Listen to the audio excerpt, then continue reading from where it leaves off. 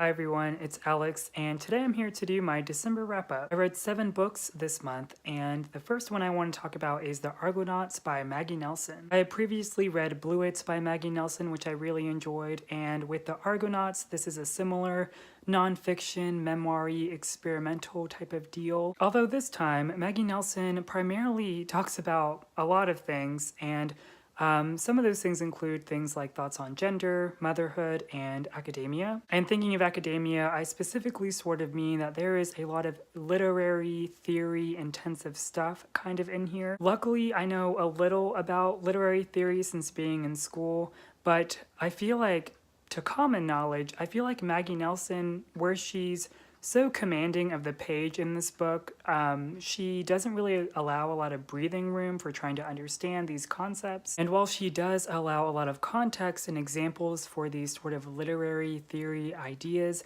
I did feel like initially that I had this feeling of needing to catch up before I really felt like I could understand what was being explained or said after. But I will say that when it comes to those after parts, that's where the book really shines for me, especially whenever Nelson gets more into motherhood, although I also really loved the parts about academia especially. And what I love what the Argonauts does is that it constantly admits that we always need to be relearning all the time certain things and always feel open to different concepts, whether involving gender or motherhood and the like. Another book I read this month is Transit by Rachel Cusk, and as most of you might know, I've read Outline by Rachel Cusk. Unfortunately with Transit, I did feel a bit of a disconnect with this book in comparison to Outline, and I wonder if it's because with our narrator, Faye, this time in Transit she's primarily in London with her children instead of in the cozy area of Greece. And sort of now where Faye has to be back in real life, I feel like there is more of that disconnect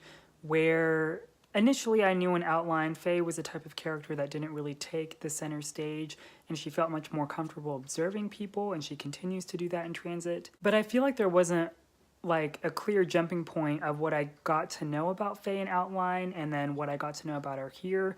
In a way, it felt like Rachel Cusk to me was trying to replicate that same feeling in Outline without really trying to grow Faye's character. However, that would also make sense for Faye not to grow because truthfully, I mean in real life, it's a bit, I think, too expected to think that the more you get to know someone that they can continue to grow. It may be the opposite. What I can definitely say about both Outline and Transit is that these books have definitely made me think a lot. And with the ending of this book, specifically, it ends with Faye having this feeling of change occurring, and then she takes the action of leaving the place she's currently at. And knowing that Faye takes that action so deliberately, I think that's very promising since, as I said, Faye seems to be a character that's more passive and enjoys being idle in the presence of others. So I think while the context of the conversations occurring in Transit, similarly to like the conversations in Outline,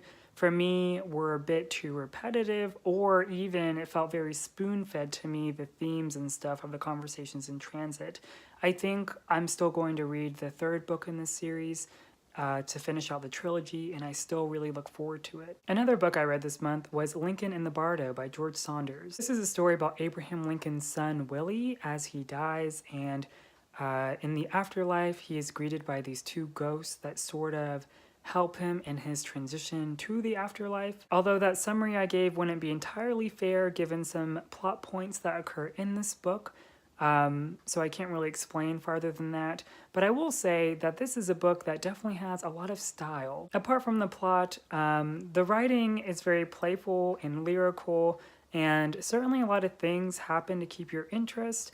But for me, I think something about this book was trying to be too likable to me as the reader, and the cool part is that embedded sort of in between these chapters are real historical evidence or historical facts about the Lincolns, and sort of entwined with that are sort of more fictional accounts of that historical facts. And I will say that while reading about Abraham Lincoln himself in the story and how he sort of plays a part here, there is that very prolific feeling of whenever Lincoln takes the stage and appears.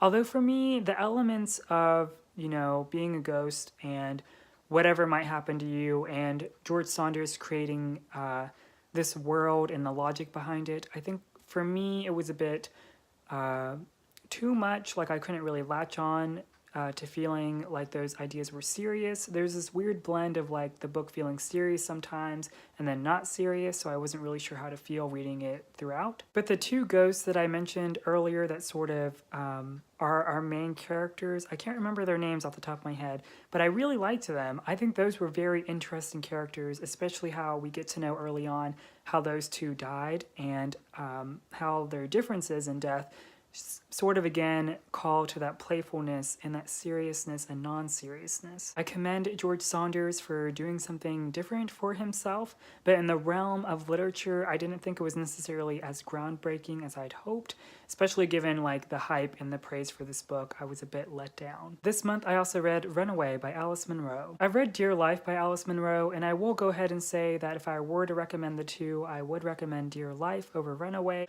And there's actually 3 stories in here that are connected, and we get to follow, I think the first 2 are from one characters, and then the last one is from a related character to that first character we get to know. It was really fascinating to see how Munro would sort of connect these stories to make them linear, although she definitely still does what I feel like she always does to me and leaves gaps where I feel like sort of guilty isn't the right word, but I feel responsible for these characters in a way for the things that happen to them or how their lives end up to be. And I'm still a bit puzzled by Alice Munro. I'm trying to really understand her more. I'm always interested in what she has to say in her stories, but I think it's fun that I can't entirely figure them out. But on the surface, they appear so simple. But there's something like deep in my core that's like so wanting to like investigate what everything means and what she's trying to say all the time. I read a classic this month, and that is Wuthering Heights by Emily Bronte. This is quite the story. If there's one word I would use to summarize it, it would be very dramatic. This is a generational story, so we have 3 characters, Catherine, Heathcliff, and Hindley, and then we get to know more characters because of those 3 specifically, but throughout the second generation of characters, they are all from their children or marriages and things like that. And it's really like, it's weird because I think initially I approached this Wuthering Heights as like I was waiting to like root for somebody and find someone to like attach to and sympathize with. I can definitely say that I do not sympathize with any of these characters. They're all pretty awful, and they all do their own sort of malicious things because a lot of their actions are very intentional. But who's to say all of that's bad if it's in the name of love? And love is definitely a central theme in this book, but it's like at what cost? And there's certainly a lot of things that these characters do in this book, whether that be throw a key in a fire and then lock yourself in your room until you die to the point of starvation, or try to marry off your son. That way your son inherits something, that way you can finally get that revenge you've wanted all these years. What's fascinating to me is that this story is actually told from an unreliable narrator, so to speak, and her name is Nellie, and she's now a housekeeper for Mr. Lockwood. So as Nellie's telling this story, you could potentially say that a lot of things might be one-sided given how she's also involved in the story, but I love stories like this where it's like, you know, I can see why Wuthering Heights is like taught in schools and regarded as a classic because I feel like there's so much to say about it. So yeah,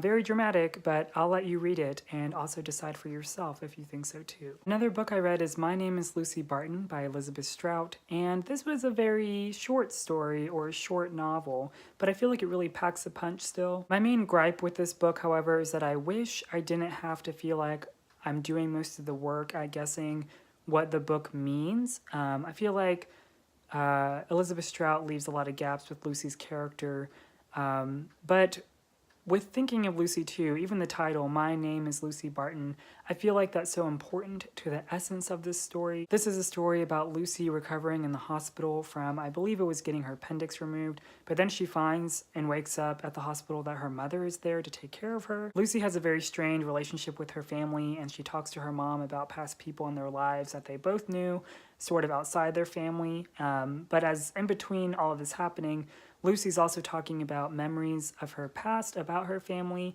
and I understood it as that Lucy, as she's also interested in being a writer and writing, that she's talking about these memories as a way to reinterpret her life and reinterpret how she's included in her family. And I think this because Lucy also talks about her writing teacher and how when she reads her writing teacher's books, she feels like her teacher's always creating this distance. And I think Lucy's also doing that as well when she talks about her past with her family to us. So it's really interesting to see sort of the contrast and parallels there. It really made the gears start turning in my brain, and I love thinking about books that way and how stories are sort of being clever like that. Unfortunately, I feel like this maybe would have done better as like a short story or maybe novella. I don't think it really calls for the entire length of a novel. There are some parts that I felt like characters brought up from the past were for the sake of just not giving Lucy too much characterization. And finally, the last book I want to talk about is Normal People by Sally Rooney. If you've watched my top 10 reads of the year video previously, you'll know that this made it as an honorable mention, which is a very late inclusion in the year, but this is a story about Connell and Marianne and just their relationship throughout their life. It's very clear that there is a sort of a class divide or separation between Marianne and Connell, whether financially or even how they view academics and scholarships and things like that. But what is so innocent to me about this book is that it seems fueled by things like fate and also wondering why people are in relationships in the first place. Is it for the sake of convenience of finding someone, or more practical things like living with someone? Because there are times when Connell is sort of in a pinch where he thinks about living with Marianne because she has those resources available. I feel like sometimes beyond that there were some filler parts that I didn't quite like explaining sort of Marianne's family. I felt was a bit sort of sprinkled in there and didn't really match the tone of the rest of the book. But overall, just knowing that moment where Marianne is the one to say to Connell early in the book, "I like you," there's so much power and weight to that phrase where you can keep guessing about what that means beyond friendship, being a romantic partner, and things like that. This book also heavily addresses things like intimacy and what is the capacity of intimacy, and what does that mean between relationships as a whole, like socially constructed maybe, and then what does it mean more privately just between two people. Despite everything I'm saying, I don't feel like this story is necessarily even groundbreaking, but I just felt so absorbed in what these characters were doing and finding out who they were. I felt like I really got to know them. And I feel like a lot of contemporary books try to do that as well, but I feel like they don't take the necessary development like I feel like Sally Rooney pulled off in this book somehow. And I say somehow because it was so subtle to me, because I didn't realize how much I felt like I got to know Connell and Marianne until I finished the book. So those are all the books I read in December. Please let me know if you've read any of these as well. I would love to know what you think. And as always, thanks for watching, and I'll see you next time.